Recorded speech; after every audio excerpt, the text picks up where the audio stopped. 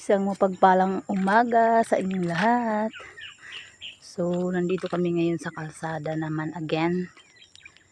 At kami ay naghahanap naman ng magugulay. Dahil walang trabaho, gulay muna.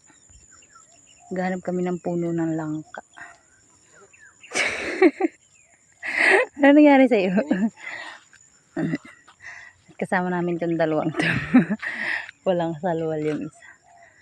Ayan, at hindi kami nagtagumpay. Walang bunga. I mean, walang puno kami nakita. Diyan na lang, maghanap ka sa may yan, ang tawag dyan? Sa kawayan? Labong gayon. Umuwi na si Fiona mag-isa, oh. Naglalakad na siya pa uwi. Ano ba yun? Ang dami lamok.